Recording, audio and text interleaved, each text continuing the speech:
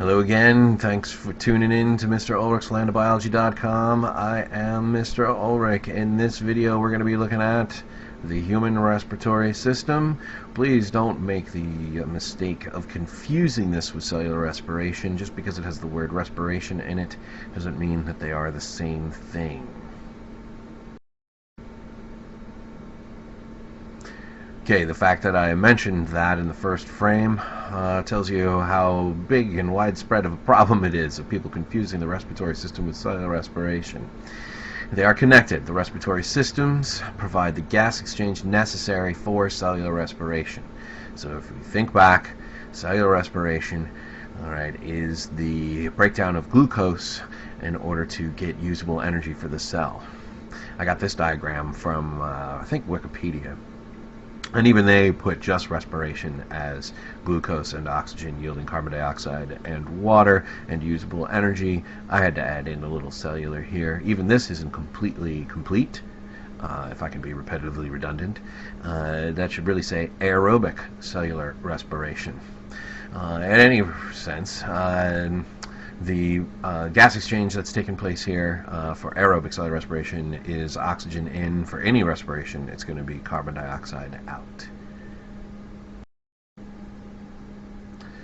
Respiratory surfaces are those parts of an organism that are adapted for gas exchange with the environment. It doesn't matter which organism we're talking about, they're going to have three characteristics in common for their respiratory surface. They're going to be thin. This is to allow gases to get through them. Being thick would make it a little more difficult. They're going to be moist. The liquid phase helps diffusion take place, since this is the primary mechanism by which these gases are going to be exchanged. And certainly they need to be highly vascularized with capillaries. At least, since not all organisms are going to have capillaries, they at least need to be associated with some sort of transport system.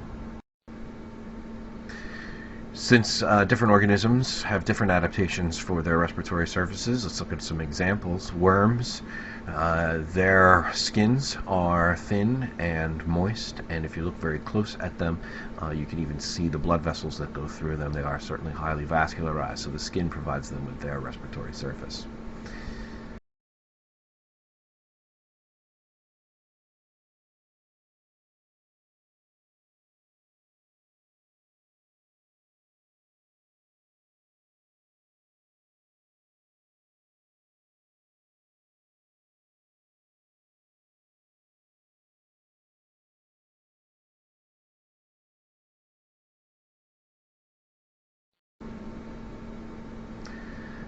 Hey, even lowly amoeba are going to have to exchange gases with their environment. Theirs is going to be a little more simple. It's going to be right at the cell membrane itself.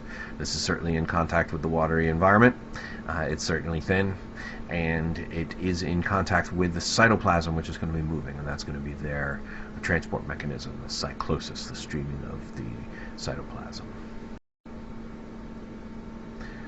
Fish are going to use their gills. Gills are certainly, if you look very closely at them, the individual leaves of the gills are very thin-walled. They are certainly wet, if all is going well for the fish anyway. And the reason why they're pink is because they are highly vascularized.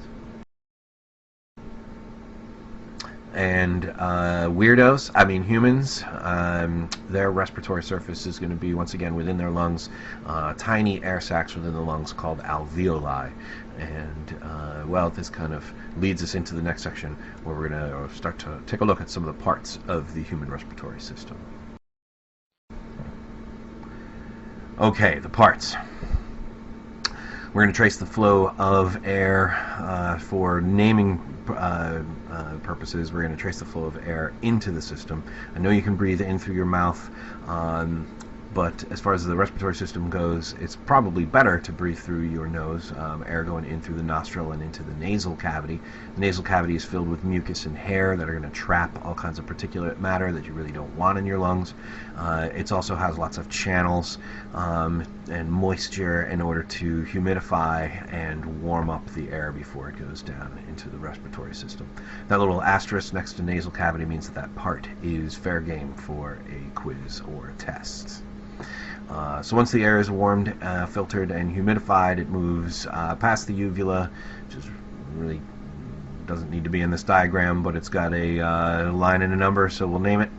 It goes past the epiglottis, which is going to be open. That's the trapdoor that's going to close during swallowing to keep food going down the esophagus and not going down the windpipe, which we'll get to here in just a moment.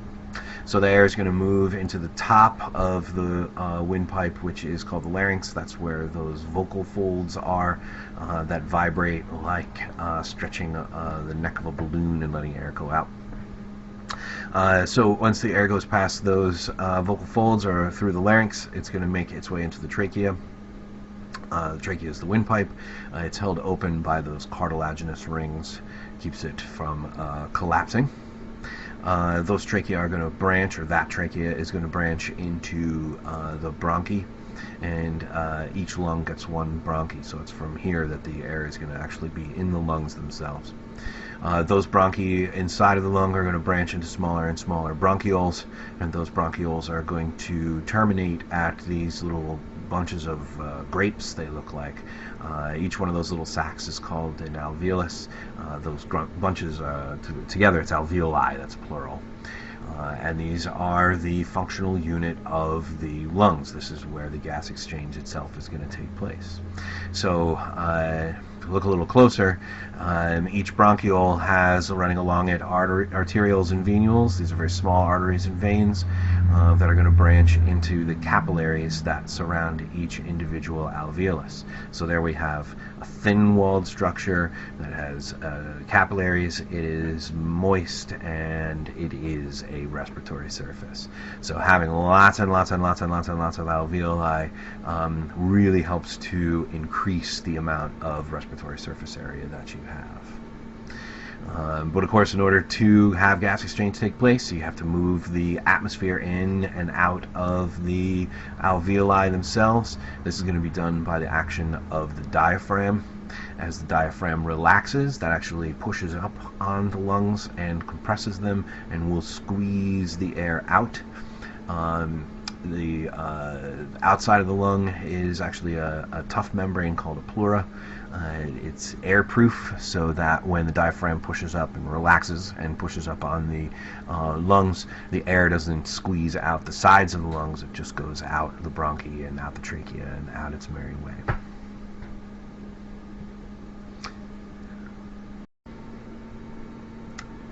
For such important structures as lungs, we tend to abuse them. In the middle of this diagram, here in the center, is an artist's rendition of a cross-section of a group of alveoli. In that healthy, normal bronchiole and alveoli, you can see the bronchiole is open, and each alveolus has its own individual walls are intact. In someone with emphysema, which is a disorder that's brought on usually by smoking, you can see the constriction in the bronchiole, as well as all the internal walls of those alveoli are starting to break down, and so instead of having lots of little small alveoli, you have one big huge bag. It also has lost its elasticity, so it's not going to shrink back down once it's filled up with air. So emphysema, tough disorder, and mostly avoidable. As a teacher, I think I'd be remiss if I didn't address directly the issues between smoking and human lung health. Here's a picture of a perfectly healthy lung, other than the fact that it's out of a body.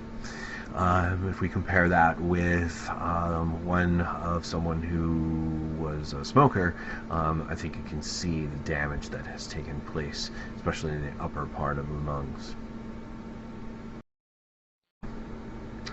One of the dangers that goes along with picking up a smoking habit is thinking that if you quit if you smoke when you're younger and then quit as you get older, your lungs will be able to heal. First off, it's very hard to quit, and so a lot of people who think that they're going to be able to quit find it almost impossible to do so, if not impossible to do so. The second problem is that our lungs aren't very good at getting pollutants out of them once they're in there. And this is a picture of a cross-section of a lung of a lifetime smoker, and each one of those little black blobs is a wad of tar that is filling up the alveoli in the upper region of one of the lungs.